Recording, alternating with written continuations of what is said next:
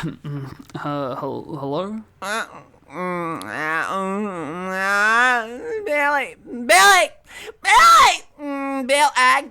Where's Agnes, Billy? It's just like getting a wart removed. Oh, Kane, what have I told you about calling me drunk? It's a work night! Gotta be fucking kidding. Here's the first movie. Did you know I'm utterly insane? Peel that pig and slice him thick. The body count is always bigger. Hi, I'm Chucky. Wanna play? And the fucking trees walked in those movies. Hi, doggy. What a story, Mark. The greatest trick the devil ever pulled. It's just like your opinion, man. Life moves pretty fast. If you want your sequel to become a franchise. 37 dicks. In a row? I'm your number one fan. G'day, ladies and gents. Welcome back to another episode of Marathon Me with your host, Kane. And Rhys. And today, we've closed the book on the PTA series. You know, it's been several months almost of, you know, really diving into some real complex themes and characters, and just a real fascinating director that we figured we needed a bit of a palate cleanser. We needed to go for something a little bit more simple and a little bit more back to our roots, and above all else, get a bit festive this time around. We are recording these. It is currently the 2nd of December, and we figured we'd get a bit more festive with this next series. And, you know, obviously, as I said before, we're going back to our roots with another good old horror franchise. And I figured, why not tackle a little bit of a classic on our hands, you know? So today, we're doing the 1974 horror movie classic, Black Christmas. Rhys, do you have any history with this movie or any of the subsequent films that came out afterwards? Woo! I do not. I actually have never seen a Christmas movie in my life. I actually don't even know what Christmas is. So this is all very, very fresh to me. I'm all over the horror movie sort of tropes and what's going on there. Mm-hmm. But I, like, Baby Jesus, I never met him. I don't know who he is. So this is all very, very fresh. Okay, so should we talk about the movie, or would you rather me kind of go through a brief rundown of the history of Christmas, or do you think we won't have enough time? Maybe we won't have enough time. But maybe, like, you know, I went into these movies thinking that by the end, maybe it'll teach me the true meaning of Christmas and what it's all about. Yeah, you know what? That is completely fair enough. And, you know, when you really think about Christmas, when you really think about a nice white Christmas, Black Christmas is definitely what comes to mind. So I take it, and obviously, I guess it goes without saying, I take it you haven't seen this movie before. Is what I think you're getting at. I've not seen this movie before. All that I saw, I would see this cover a lot at Blockbuster when I was a kid, going through the horror section, and I thought that the cover, like, terrified the fuck out of me. It is a good cover though, man. Like, I don't blame you. The girl with the plastic bag on her head is very effective. Wasn't sure what I had to do about Christmas, but scared me and made me wet my little pants as a little boy going in the Blockbuster horror aisle. That's what horror movies are mainly meant to do, right? Like, the actual film itself are a secondary effect from having a box art that makes you scared when you're going through Video Easy or Blockbuster. Oh yeah, I've had too many. My favorite example being, you know, the movie Wreck, which you know, still don't like looking at that album cover, that DVD cover today. It still gives me the heebie-jeebies, you know. Okay, yeah. I think Grave Encounters 2. That's a very good one as well. Oh, yep, true. Not a bad one either, man. With the scary giant man creature coming out of the window. The big ghost guy soy facing. Yeah. It's completely fair enough. Also, honorable mention to Human Centipede 2. Always thought that looked very, very scary because I would not trust that man as far as I could throw him, and I could not throw him very far. Yes. No, he does not look like a very welcoming fellow, I'll tell you what. Yeah. So, or throwable guy, either. Throwable, completely fair enough. Unless you're like, you know, I don't know, the guy that played the Mountain in Game of Thrones, you know. Unless you're Oh, him, okay. even then, probably not that far. But you know, we'll get back to say Human Centipede at a later date, maybe next year. We'll see how we're feeling. You know? Next Maybe for a Christmas. yeah. I was gonna say Halloween special, but you know what? Christmas, even fucking better, man. Even fucking better. But you Kane, know, you're in charge of this series. I am so taking charge, man. I am, and I want to first give you a little bit of an introduction to our director of this movie. Rhys, are you familiar at all with the man Bob Clark at all, by any chance? I wasn't really, but I did look into his filmography, and I have seen a couple of his films, and I did some research into some of the films that I hadn't watched. I watched one last night of his. But tell us some of his films. I certainly did notice your letterboxd, Rhys. So, you know, Bob Clark, you know, he's the one that brought us Black Christmas, but he's also known for another Christmas classic as well. Made almost a decade later, he's also the man responsible for bringing us the movie A Christmas Story. The nice little innocent story about a little boy wanting a BB gun for Christmas. I assume that's the plot. I have not seen the movie, but it is very hilarious that he directed two very different Christmas movies. And very interesting as well is that he directed the film that Rhys watched a night or two ago, Porky's. The film that I think the one thing that people know about this film for is it's like the kids spying through the peephole into the girl's shower. Yes. When I found that he directed that movie, I'm like, okay, interesting. So this man has directed.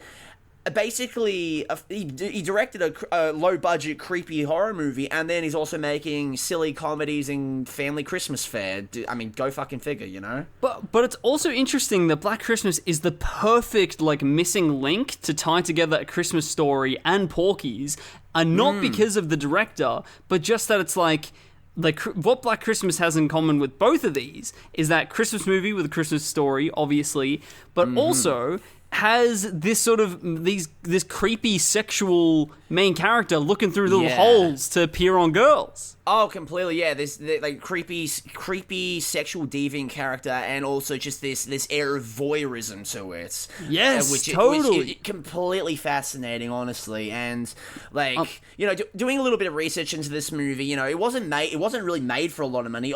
You can tell that it is a bit of a low budget fare, you know, only really being made for around about like $600,000, which like back then, you know, adjust for inflation is like would be pretty decent for the time, you know, the 1970s, but still, you know, pretty impressive for what could be accomplished on such a low budget. The whole concept behind the film, you know, it's, you know, basically a little bit of a spin on the whole babysitter being stalked by the man upstairs, like, you know, the whole When a Stranger Calls little wives' tale horror story, you know. Yeah, totally. But before we go too far from A Christmas Story, dude, I highly recommend that this Christmas, if you get a craving to watch some Christmas films, do A Christmas Story. Please do it. It's really fucking enjoyable. Yeah. And if you want to watch some softcore pornography, then Porky's is also a very reliable option. Hell yeah. You know me, I really, you know, Porky's top of my fucking list, mate. A Christmas Story is quite a lot of fun, and then this sort of ends with like this big joke and punchline that is just sort of a big racist joke. But Porky's is like American Pie before American Pied, and but it has nothing to say though. Right? And it's just I could imagine it is pure, clean, straight to the point sexploitation. That it's just like you would go to see that in the 70s. Actually, no, it's not even the 70s. It's the 80s, but fuck, it feels like the 70s. Like, it feels really grainy and gross, and you would just go to get an erection in a movie theater and then go home. Like, that's the only... that's the only reason that this movie was made. So, not crazily enjoyable. Okay, so we have a you know, considered horror classic. We have a Christmas classic, you know, nice family Christmas classic. We have a comedy that definitely hasn't aged too well, but I think the real the real crown jewel of Bob Clark's career that blows my fucking mind is the duology that everyone praises to night and day, is the Baby Geniuses series. Baby Geniuses 1, Baby Geniuses 2. Especially the second one, considering it is considered one of the worst movies of all time. You know what? It's still I don't know. I don't know if I've seen Baby Geniuses as anything older than 6. I think that I enjoyed it when I was 6 years old. Of course, because that's the target demographic. I think what fucking blows my mind though about this movie is that Jon Voight is in this film. Oh, yeah. I remember watching the Nostalgia Critic reviews on those movies. Yeah, that's fucking... Well, I mean, to be fair, you know, we're living in a post-Megalopolis world, so Jon Voight being in these weird fucking movies doesn't surprise me no more. Is it not fucking nuts, though? Jon Voight, the man who was the Midnight Cowboy, like one of the best films ever, fucking ends up being in Super Babies 2 and Megalopolis and that fucking Anaconda that we watched together. Like, Jon Voight has been on a fucking... Like, I don't know how much self-respect this man has for his career, I've got to say. Well, it's like the Robert De Niro effect, man. They're just doing what they want for money, man. They don't care about sometimes they just don't care about cinematic integrity. True. And you know, he has been in 123 movies. He has 123 credits, this man. So I guess to make a few Heats and fucking Midnight Cowboy and Mission Impossible, Deliverance as well. Deliverance, a wonderful film. I guess you've got to be in Transformers and Anaconda and, you know, fucking 4 Christmases or something. The Bratz movie. He's in the Bratz movie too. Like, maybe you've got to do a Super Babies, Baby Geniuses too. Oh yeah, you got to spice it up a little bit. And another Bob Clark film that Jon Voight is also in. Oh, okay. Is a movie called Karate Dog, which is a talking dog movie. You never guess what martial art this dog knows. I wonder. And guess who? Okay, we haven't had this in a while, a little bit of Marathon Me Trivia. And this trivia, you're not going to be given any options, but you have to guess what... Oh, actually, no, I might give you a big clue, but I'm going to see if you can cold turkey guess this first. Okay. A quite famous household name voices the dog Cho-Cho in The Karate Dog. Cho-Cho, I like that name, very nice. What household name connected to SNL voiced this dog? Now, the one thing I need to ask is that what year did this particular film come out? Because I feel like that'll narrow it down for me. Okay, 2004, but very, very early SNL days. Okay, let me think. The first SNL ever had this guy there. The first SNL ever, okay. I'm going, Chevy Chase. Chevy Chase, you got it. You got it in your first guess. Chevy fucking Chase, man. Oh my days. They got the old man from Community in on this shit. Oh my god. Oh my god. Fucking Simon Rex is in this as well, and Jamie Presley, who is Joy from My Name is Earl, is also in this. Dude, okay, so I'm coming to Melbourne for Christmas, and I have this on DVD, a physical copy. Yeah. I think that we have our Christmas movie that we're going to be watching together. Yes. I'm actually kind of disappointed. I thought you were going to say that Jon Voight voiced the dog, but you know what? That's fine, man. Getting Chevy Chase as the Karate Dog. Is this in any relation to Karate Kid? I don't know. I guess we'll have to find out. Next Christmas special. Well, all this talk of Karate Dog is very enthralling, and I'm looking forward to checking that out. But I think we should get back to celebrating a little bit of Black Christmas with a little bit of the trailer. A high school girl's been murdered. Mr. Harrison's daughter is missing. And now at the house where she lives, the other girls are getting obscene phone calls. Yeah, what I've done is I've tapped this phone so that when it rings, it'll ring at the station house, too. There was a little girl murdered over in the park tonight. Yes, I heard.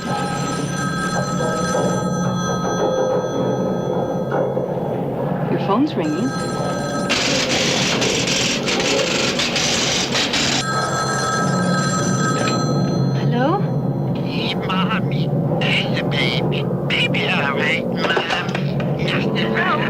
Who's there? I know you're there, nasty man! You answer me as man! Mommy! Come here! Where's Agnes? You want? What are you doing? Probably one of the most interesting things I found while watching this movie and thinking about it afterwards is that it is one of the founding fathers of the modern slasher. A lot of the cliches and tropes that are present in this, that are present in, modern slasher fare, a lot of it can be traced back. I mean, you can trace some of it back to, your Psychos, your Peeping Toms, but a lot of this stuff you can trace back to this little 1970s indie horror film. It's incredibly fascinating. Like, if you watch something like Halloween, you can see a lot of the influences that Black Christmas had on this and so many other horror movies going forward. It's really interesting to see, especially like as a longtime horror fan, to come to such a big milestone in the genre. It's absolutely just, fascinating. But speaking of fascinating, Rhys, I'm fascinated to hear your opinion on this little movie. Please take it away. Dude, I totally agree with you that I was gobsmacked when I realized that this predates Halloween, because it feels so much like this was. I thought, okay, so this is a play on Halloween by making it at Christmas. No. Fucking 5 years earlier, because especially to this opening POV scene, John Carpenter just fucking ripped it straight from this movie. I know, right? I know. It's insane. From the holy God, so similar. But I do have to say, this film was creepy from the get-go. It gives you this immediate sense of someone stalking, this immediate sense of danger in such a warm, traditionally safe space. And I really liked this movie. I thought it was really fucking good. And I think that the badge of honor that I want to give it is that it creeped me out pretty fucking effectively, man. And when a horror movie can do that, I am all over that. And it even is it's a testament to it that, but before when Kane and I first, when we were just about to record, Kane was listening back to the phone call scenes from the movie, and I could just hear lightly in the background over his headphones, Billy's audio from the phone call. And, maybe it is because I'm in my garage, which is being solely illuminated by a little lamp, and all the rest is just darkness that I'm surrounded by as I'm recording this. Perfect horror ambience, yeah. And it is 10:30 at night. It was fucking scary, man. I was getting very, very creeped out thinking about, I don't want to look behind myself right now. I'm going to be real. And I thought that for the most part in this film, it really consistently, it kept this tension going. And it didn't feel like it was by accident. It felt like it was very particular choices that it made throughout this film that I really, really liked, that I really respected, and I think maintained the fear throughout this entire thing. And I am very happy to hear that. And also, talking about sort of inspirations of and seeing other horror imitate this sort of slasher on the other side of the phone, so just gave me Scream vibes the whole time, right? Completely, man. Down to also that the killer's name is Billy in this, with the killer's name in Scream also being, one of the killers being also Billy. Loves calling. There's his boyfriend, Red Herring. It's takes place in a college campus area similar to that of Scream 2. There's just so many films just would take bits and pieces from this little indie horror movie, and low-key had no idea. No idea. And I'm almost a little bit upset that this doesn't that maybe not as many people have seen this as you would assume. And it's I watched this on Tubi, and usually Tubi is the platform where films sadly sort of go to die. It's not a really good sign of the commercial success of a film or the popularity of a film if it ends up on Tubi. But there are some hidden gems on there, and this definitely one of them. Oh, completely. And I am so fucking happy that, you really enjoyed this movie because, like, I was quite keen on visiting this movie because obviously it's like it's a pretty well-regarded horror movie. So I was excited and loved it. I absolutely love this movie. So I'm very happy that, we're on the same page. Oh, awesome.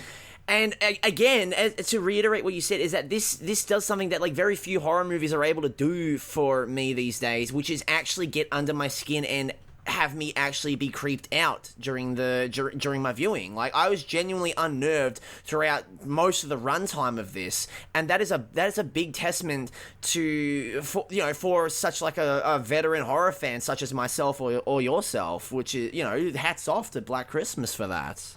Totally. Let's maybe unpack a bit like why we think it was so effectively scary. And one thing that I think was really, really compelling and also sort of sets it apart from a lot of the traditional slashers that we know is that so this whole film is based around like the sorority girls and the sorority house versus this killer, but I think that his threat is probably more potent as like that he's a rapist more than he's a killer, like as in you don't really like it makes it so much more threatening on the phone call when he's getting so like sexually explicit and heinous and just like feels like a sexual threat more than just like a physical health threat, right? Like as in I think that what it does, right, is it makes it so much darker and realer, and it makes it really fucking scary because of that.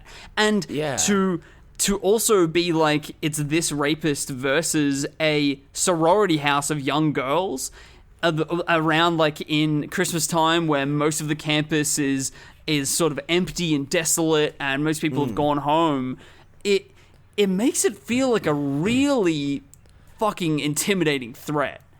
Yeah, it gives it like a bit more of a extra sense of authenticity and real danger towards it, because obviously murders happen and all that, but like just the especially over the phone, like these threats of sexual violence, that is something that's like prevalent back in the day and sadly is still prevalent nowadays, and it just is a threat that just feels so like just fucking real and horrific to bear witness to in this movie, and like that threat being present throughout the entire film, it just sets you on edge, and you're just gritting your teeth, just like praying that they get out, that these characters get out okay, And that's, speaking of characters, another a testament I want to give this film is that, I don't know why a lot of horror movies haven't followed this trend, is that the characters in this are actually enjoyable to watch, and they're not like the greatest written characters or the greatest developed, but like you're given enough time with a lot of these characters, and they're all given like a lot of them are given distinct personalities where you are actively not wanting them to die. Like, I don't know what happened with some of the later imitators, like, the later Friday the 13th movies or Halloween, etc., but you actually give a shit about a lot of these characters, and you are concerned. You're not only concerned for their safety because they are, they are in very real danger, but also because they are genuinely, like, well written and well performed, which, it's fucking very, very surprising to see, and a welcome surprise, honestly. I think also, I totally agree with you. And you don't really want to see these characters die. You don't, like, in a slasher movie, right? As a horror fan, you sort of don't really mind or dread the moments of violence that much. You sort of go in expecting it and almost wanting it a little bit in this weird, sadistic, voyeuristic way. But you don't want to see these characters get fucking raped. Like, there's a certain line that is crossed, and you don't want this film to go there. So the threat feels so much more real, and because these like also girls that just sort of feel like girls, right? They feel like just like they're not that sort of animated or that sort of they don't have the biggest, most compelling personalities in the world. They just feel like people that you would sadly sort of see on a freaking missing persons milk carton. Yeah. And you dread they're actually getting some violence happening here. And I think that also when you are dealing with something such as like sexual violence instead of the more traditional sort of serial killer violence thing, then it almost gives the film has to play it a lot straighter than like sort of having fun with the violence, where it doesn't as much. It plays it way more straight, and I really liked that. Oh, no, completely agree. Like, I really appreciate that, like, another thing I really appreciate is that, like, these, well, again, not having, like, the strongest character arcs, a lot of these girls in this movie, but they feel like real people. They just feel like just real down-to-earth, just regular college girls. And, the film isn't reveling in, like, sexualizing them or, like, objectifying them. They're just displaying them as just regular people, just, wanting to celebrate the holidays that are unfortunately caught in this fucked up, horrific situation that they've found themselves in. And I think another testament to what makes this film especially really creepy and gets under your skin is the low budget, because when we do get these kills, again, it's not it's not like reveling in it, or it's not really wanting the audience to have fun with these kills and scream and celebrate like say the opening of Scream 2 or whatever. No, it feels very grounded, very graphic and horrifying, and it cuts away at just the right time, where it doesn't linger for too long. It doesn't like overdo it. It's just enough where it shows you the violence and then cuts away, so that way it can just leave you with that feeling of disgust and discomfort, which I think is just masterfully done. Yeah, it's definitely not... A lot of horror films will sometimes feel overproduced. This feels so not that. It feels very, very gritty and direct, and it's like something that 70s horror really, really does well, right? And this came out around the same sort of time as A Texas Chainsaw Massacre, which also has that really direct grittiness to it. Not being overproduced, it doesn't feel like a movie as much as it feels like found footage. And like a movie, a moment that really embodies this is, again, like the opening with like, you're bringing together these two conflicting themes, right? Of like the happiness and joy of Christmas, and then like a fucking rapist is then on the loose. And I think that a lesser film and something that we may see later on in this franchise of this trilogy of remakes is that like this opening with a POV shot of the house is sort of, it's introduced in silence, and the silence goes so far in that you just feel alone, and the darkness is like, it's not very well lit. Like all the lighting seems to be coming from the actual Christmas lights on this house. So a lot of the detail of this house is sort of like lost in obscurity, which is really fucking scary. It's like, this person that's outside the house is hiding in plain sight. He's just outside the house. And oh my god, yeah.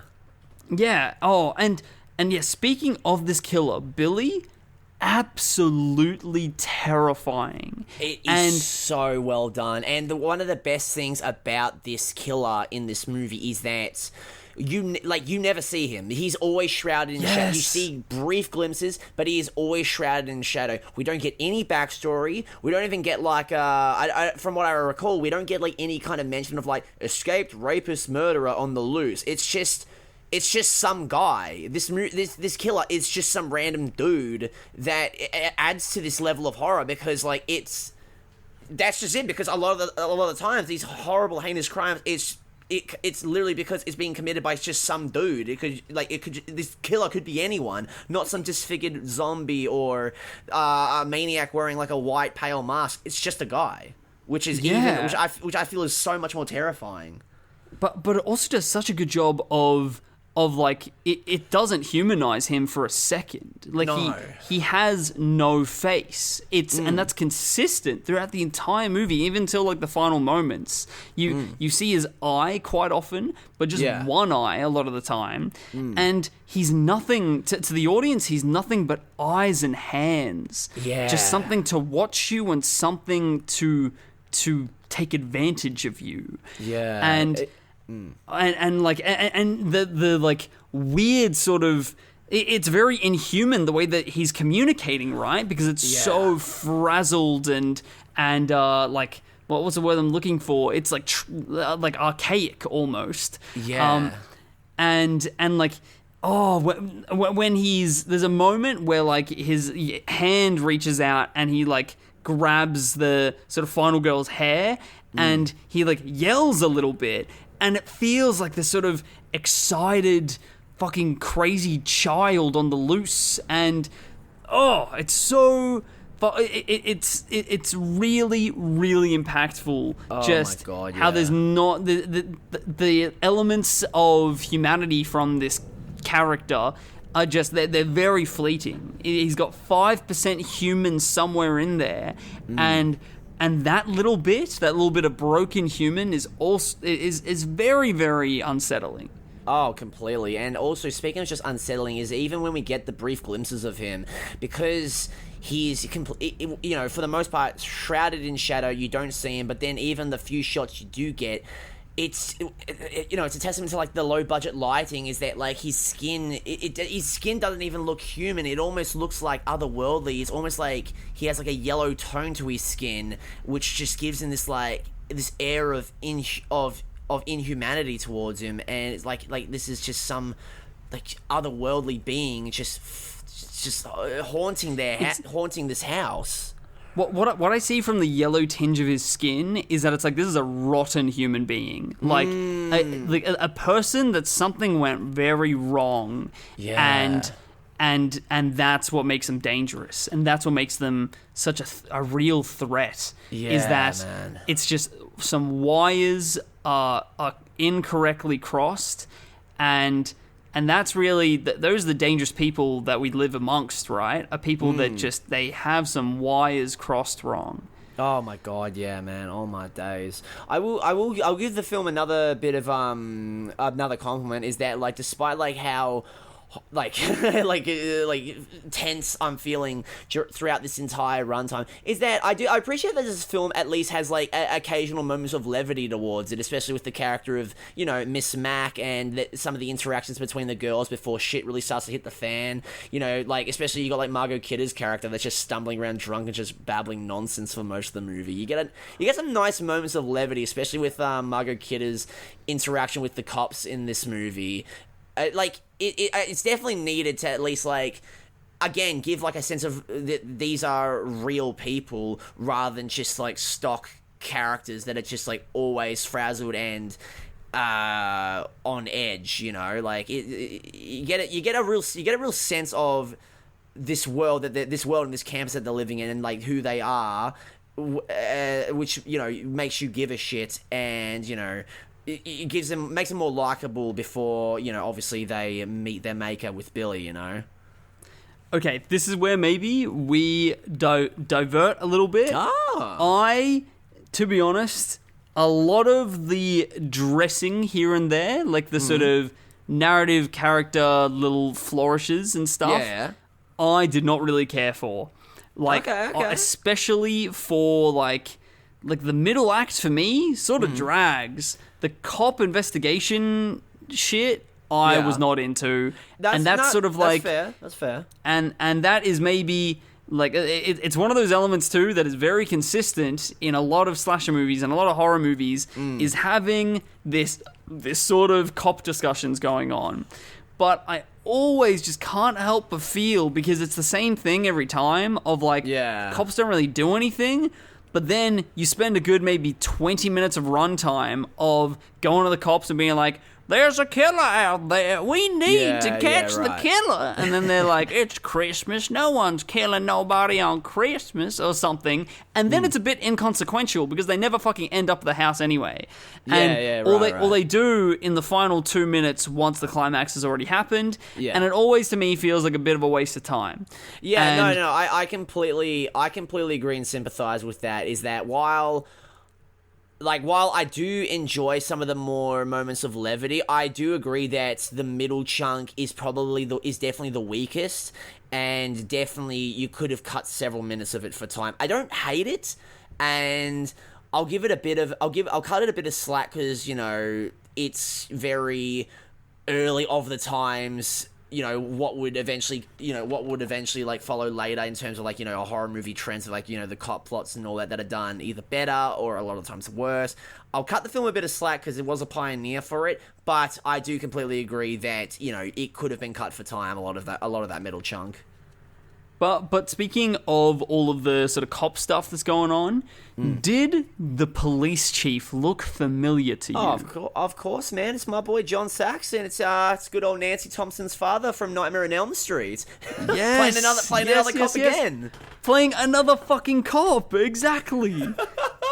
I thought that was very interesting. I'm glad that you also saw that. I was like, I didn't immediately recognize him, but I did go, this face looks really, really familiar. And he, it was like, oh, okay, it's because he was born to be in this fucking cop outfit. Oh, of course, no, complete, just he was second. He was like his mother gave birth to him. He was already birthed in the cop outfit, and it was fit him like a glove, obviously. And let's have a little moment of tribute for John Saxon, who died in 2020. So 2020? Rest in peace. Yep. Wow. Okay. Jesus, that's recent. Fucking rest in peace, man. Yeah. He died at the ripe old age of 85 years old in 2020.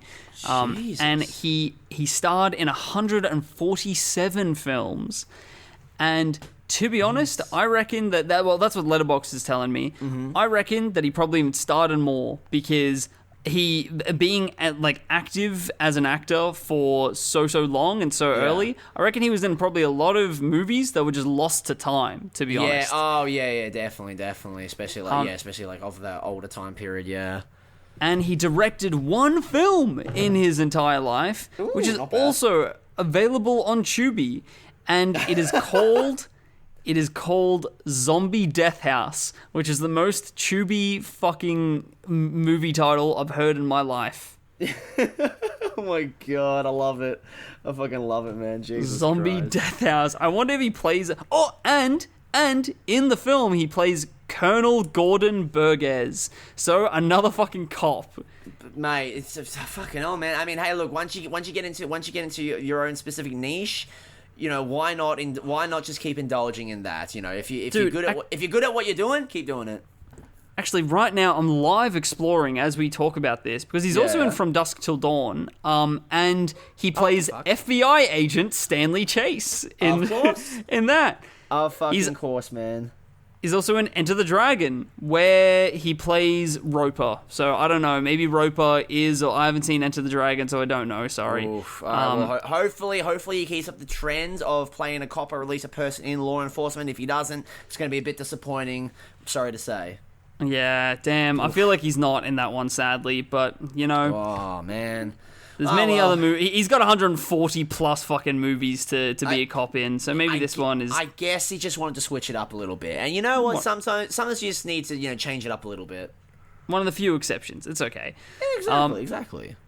Yeah, and big cop guy. Exploitation king. When you look at all of his credits, just... exploitation film after exploitation film. Oh yeah. Oh, speaking of exploitation film, Rhys. A little fun fact about this movie is that they initially, for the American release, wanted to have the title of this film be called Silent Night, Evil Night. Because they feared that the title Black Christmas was going to be confused for a blaxploitation film, but I know, right? And dude, I fucking sent you that message when I searched Black Christmas on Tubi to find this. This was, of course, one of the first results, but also in a sea of probably 50 plus like modern blaxploitation Christmas movies. Yeah. That were just like ridiculously like Hallmark movies, but all of them just like completely black casts. And I want to get actually some of the titles up now because some of them were very, very funny. Please do. It was like there was Single Bells, What a Day Before Christmas, Ginger Snap Christmas. That just so many. All these movie titles just sound like fucking AI generated shit, right? Oh my days! Yeah, no, just completely, man. Fucking hell. Missing You This Christmas, A Naughty Christmas Story, A Holiday in Harlem, Black Santa, and it's Black Santa is just an African American man wearing a Santa hat covered in blood. Mixed Christmas. Oh my god! What? There's a lot here. They're just sounding more and more just like, sound a bit weird. Yeah, Everybody Hates Christmas, and it looks like that Everybody Hates Chris, like fucking key art, but then Christmas. Oh, dude, interesting. Yes, man, yes. I've been wanting a blaxploitation fucking Christmas movie with a voiceover of Chris Rock. Yes, man. You know what Everybody Hates Chris was missing? Christmas. Oh, and my days, a feature-length film. Oh, yeah. Completely, yeah. We never got our feature-length film of Everybody Hates Chris. But it's alright, we got the blaxploitation version, that's fine. Yeah. We got the Tubi blaxploitation version. Sorry, my apologies. Didn't want this to Christmas film like that. This Christmas, if looking for some holiday hearty hits, you know where to go, Tubi. Exactly. Just, any movie needs, just go to Tubi, man. Unfortunately, going to Tubi did not help me out for our, as I mentioned, how I mentioned the previous title of this film, Silent Night, Evil Night, is that, well, one, obviously, they had to change it back because that title, that just didn't do very well for American audiences, so they changed it back. But I just want to quickly bring it back to that title because it sounds very similar to the series that I initially planned for us to do, Rhys. And do you remember what that series was? Silent Night, Deadly Night. Silent Night, Deadly Night. Which sounds so much better than Silent Night, Evil Night. I know, right? And it's, horror fans will know it's a little series of films that get progressively weirder and weirder and have less and less to do with Christmas. But it's a 1984 low budget. I guess, somewhat of a fan favorite about a man just going crazy and dressing up as Santa Claus, murdering people. I wanted to do that as a series for Marathon Me, but it is very difficult to find the later entries. Like, impossible. Not even Tubi has them. And you think Tubi would have all the bottom of the barrel stuff. But, you know what? At the same time, I'm glad we had to resort to different means because that meant I got to be introduced to the original Black Christmas, I'm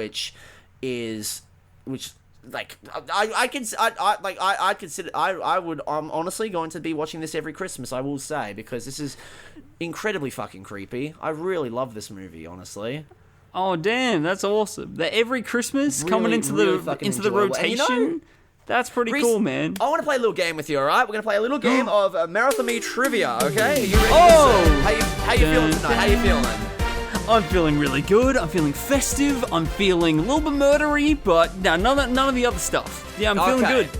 Good. Excellent. Especially with the, not the other stuff. Good, I'm glad to hear that. Now, Rhys, while scouring through the trivia, I found something very interesting that I want you to take a guess on. So, legend has it that this particular movie is a certain celebrity's favorite horror movie, and it was his tradition to watch it every Christmas. Now, I want you to take I'm going to give you 3 options, alright?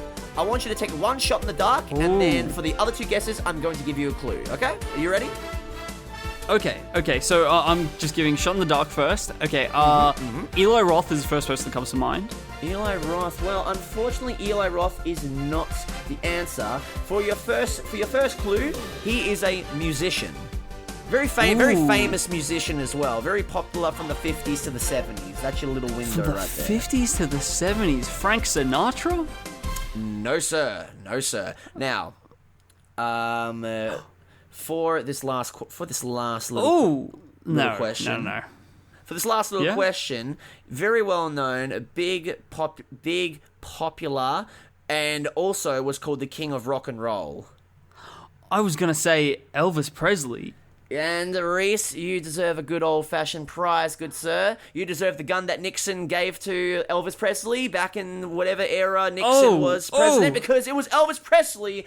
Legend has it, Elvis Presley's favorite horror movie, and watched it on Christmas. Unfortunately, further rumors say that his family kept up the tradition, and he would have only watched it ran about 2 times until his untimely death in 1977. But yeah, you can't deny you can't deny the legends, Rhys. You cannot deny the legends.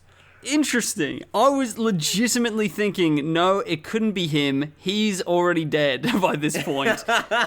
Legitimately, he would have only had 2 opportunities really to watch this at Christmas. Yeah, Because oh my god. What a good... You know what? I reckon that this is a fucking Justin Bieber and Frank situation where our favorite director in the whole wide world, Bob Clark, just went, even though that Elvis Presley is dead, he would have been a big fan of this movie. He would have been a big fan of this movie. Yeah, you reckon this is like the Elvis Presley estate is just going to be like, no, that's bullshit. That is just Bob Clark spreading rumors to pick up his movie. Bullshit, man. Bob Clark, you're a dodgy bastard. He would, if Elvis Presley was alive today, he would have been a big Clarker. Would have been a big Clarker. Yo, where my coming to Clark all heads my at? movie premieres. He would have loved Baby Geniuses too. I mean, honestly, he probably would have. Let's not lie. He'd have a good time, I reckon. He'd be like, "Whoa, mama, these babies can talk and they have superpowers. What's going on here? I don't understand this. Oh baby, Geniuses too." God. Fucking hell, Jesus Christ. I love that trivia. That's great. I love trivia probably based on a lie. No, not like legend, Rhys. Legend. Oh yes, yeah. Like the legend of Bigfoot and the Loch Ness monster. No, but those are legends, all right. But this is a legend. Yeah. This is a legend about a legend, okay? A real legend. Exactly. So exactly. we have some more credibility, all right? do not question the credibility of director Bob Clark and the IMDb trivia, okay? Okay. Let's get back to this. To Elvis Presley's favorite movie. So exactly. With like some other things that I wasn't really into, because I want to sort of like shit sandwich this so that I can get back to things that I did like about this at the end. I didn't really like how you talked about like sort of like the mother of the house, how she sort of like provided a little bit of comic relief. Yeah. I didn't really like that because she was a bit of a fucking cartoon character, and I felt it was a little bit of like a tonal shift in this movie and a little bit inconsistent. Okay. With her hiding booze all over the house like fucking Mr. Bean or some shit. Like just, I was not into that. I'm sorry to say. Tonal shift. Look, I agree on the tonal shift, but look, man, I can't lie. I got a real kick out of that. I don't even have like. I've been there. I've been there. But like, no, I don't have any like deep and meaningful like analysis to back it up. I just liked it. Mrs. Mack has only been the actress that played her, Marion Waldman, only been in 7 movies apparently. One of them called Deranged. And she was hiding booze in all of those other movies as well. Yes. A big alcoholic in all of them. Method actress, actually. She never signed up for any of these movies. She just wandered on set in a drunken stupor.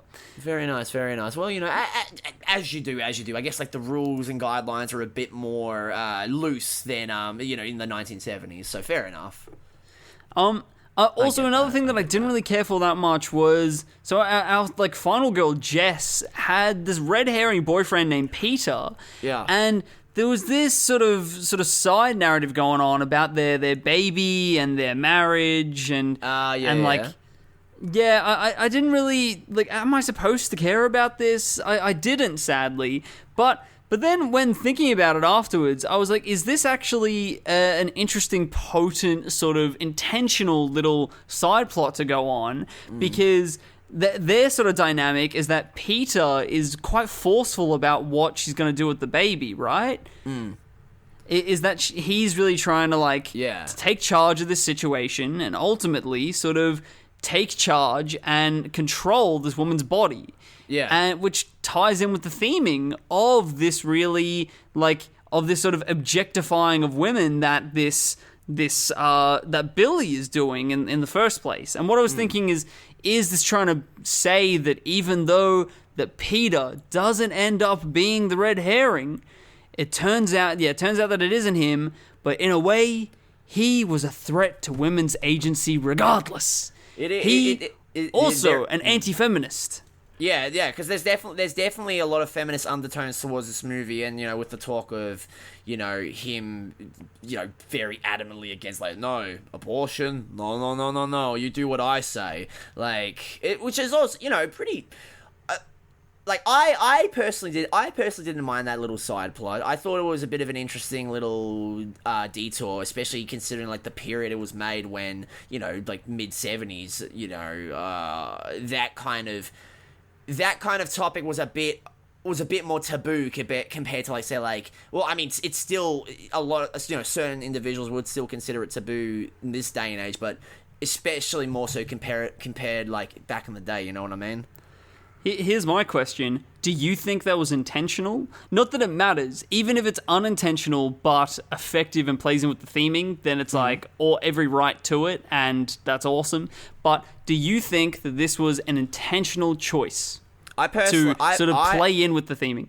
I personally like to think that it is, honestly. It also helps that this came out the year after the Roe v. Wade stuff was enforced, or whatever it was, or whatever the term is. Since the Roe v. Wade bill, or I'm not well versed in this stuff, so I'm sorry, guys, but I do know dates where Roe v. Wade was enforced in 1973. So I feel like that this was definitely intentionally put in to spark a little bit of interesting discussion, and give us a little bit of some feminist undertones in this what some people would just write off as just like a silly little slasher movie, where I feel like it's trying to say a little bit more than one would initially think going into it. I definitely wasn't expecting it, especially I don't remember the character's name, but the main, it was the main astronaut from 2001: A Space Odyssey yelling about abortion and how he does not want the baby aborted. Yes, fun fact. That is David from 2001: A Space Odyssey, the boyfriend character. Oh, I did not know that. Interesting. Yeah. I did not even realize. Because Bob Clark was a huge fan of 2001: A Space Odyssey, so he immediately was just yes, that is guy. him. Yeah, he was just yes, that guy, get him in here. I want him to yell about abortion. Yes. Interesting. Also, good job, Kane. First time that Roe v. Wade has been brought up on the podcast, and it's not me just shoehorning it in there. Yeah, well, I figured that this would be this is a great time to bring it up, because obviously this came out the year after that all that stuff was brought up, so perfect time to bring it up. The only thing, I would like to think that this was intentional and all a part of Bob Clark, as well as the writer Roy Moore, part of their plan. But then I watched Porky's, and, it came from the same fucking director, and I'm like, I don't know if this dude cares about women at all. So, alright, look, as a counter-argument, maybe he cared about women in the mid-70s. But then he had one too many breakups, had started developing some incel tendencies, and then we got Porky's. He fell off the fucking wagon, this guy, and got broken up with one too many times. Damn. Yeah, he pulled a full Joker. He pulled a full Arthur Fleck. Damn. But okay, I want to go back to that. That's pretty much all the gripes that I have with this movie, because everything else is good, and it has a really, really good final act, I think. Oh, where so good. The intensity raises to this fucking kettle squeal pitch. You're really fucking on edge as slowly people are killed throughout, and there's this also there's this imagery throughout the entire film that it keeps on going back to the girl with the plastic bag on her head. Yeah, dude. Oh my! The first time you see that shot, I'm like, wow, this is genuinely horrific to see. I love it. And I don't even know exactly what it is, but just something about it. I think it is the low budget cinematography of it all, that it feels so rough and gross and grainy, and you just it really puts shivers down your spine. I think that you sent me that I think that Umbrella or like some other film distributor worldwide is like distributing like a 4K remaster of Black Christmas.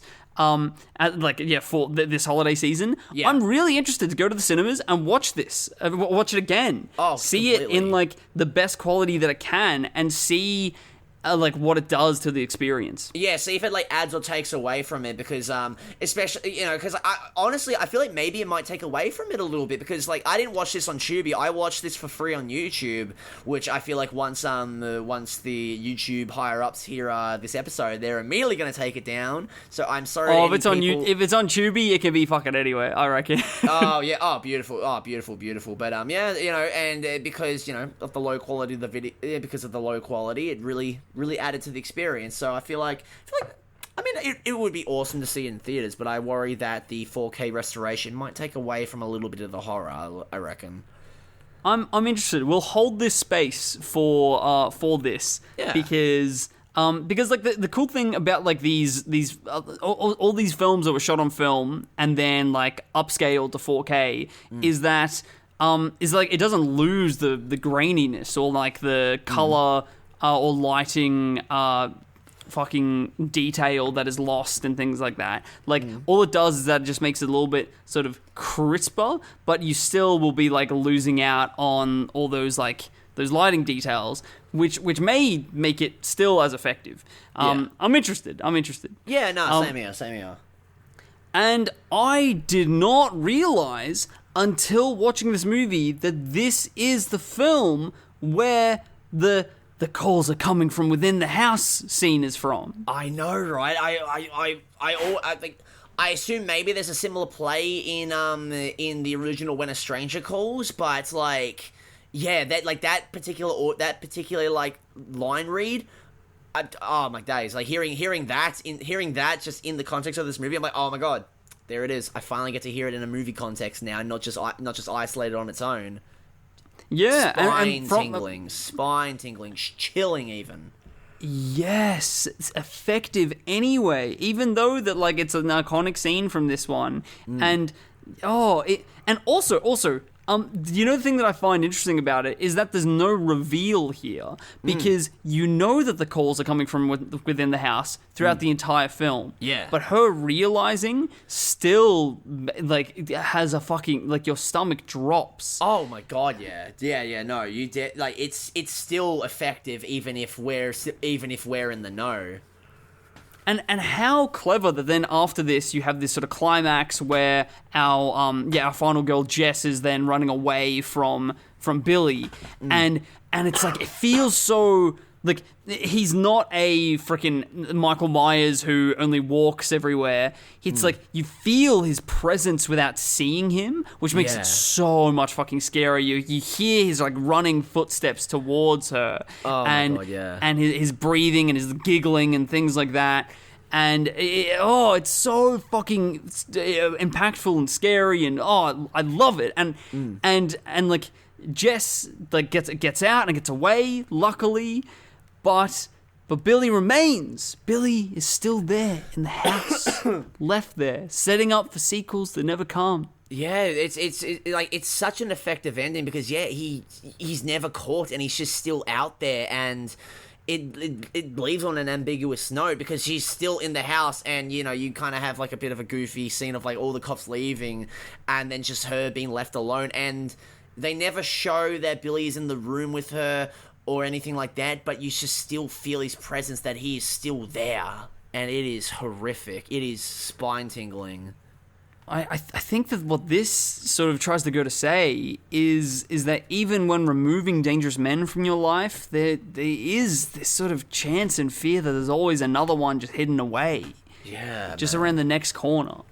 And that is fucking chilling. Is that even if he was captured, then it's like she's still sort of forced to be with Peter, this man that's trying to take control of her body, and any sort of house can have this hidden just beneath the surface. Yeah. Terrifying.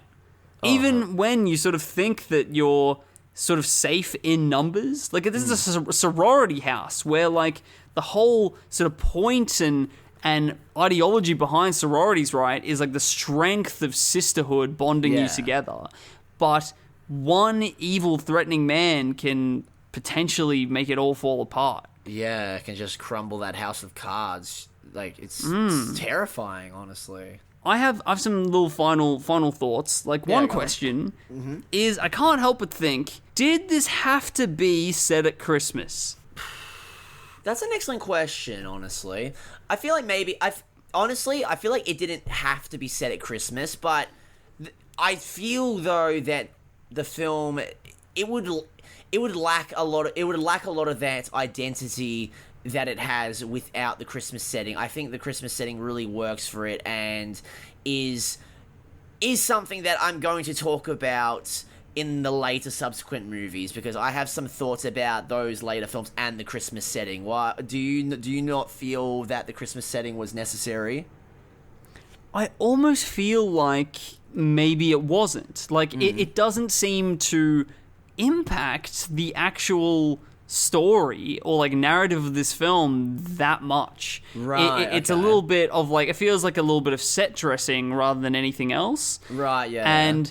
And I think, how essential is this, like, a Christmas story that's going on? This doesn't really feel like not the movie, just like, it doesn't really feel like a Christmas story. Yeah, right. Okay, fair enough. I feel I feel like, for me, is that I think what works with the Christmas setting for this movie is that it serves as a great juxtaposition with, you know, the wholesome nature of, you know, the Christmas season, and you pair that along with the horrific stuff that, you know, that we are shown in this movie. Like, you know, one scene in particular that really stands out is when Jess is watching is visited by the Christmas carolers, and that's intercut with Margot Kidder getting murdered with the glass unicorn.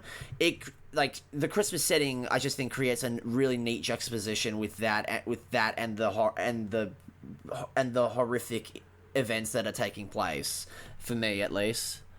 Yeah, excellent point, man. Excellent. Yeah. I really, 5 years after this, the film When a Stranger Calls comes out, and I guess that is like similar sort of thing, sort of concept, but isn't set at Christmas, and arguably leaves less of an impact than this film does. Yeah. Less iconic. And we can also probably make another similar argument towards the later Black Christmas movies, but we'll get to that when we get to that. Yeah. But this one, what a ride. I'm already interested in watching it again, and it hasn't even been, I think, a week. So, you know what is on my mind? They should remake this. Oh, yeah, man. And you know what they really should do for this remake? What I really think was lacking in this original? We need a lot more gory kills, especially eyeball-focused kills, I feel. And you know what? I just wish that I knew a little bit more about Billy. Oh, well, Rhys, I have a Christmas present for you that I think you're really gonna like.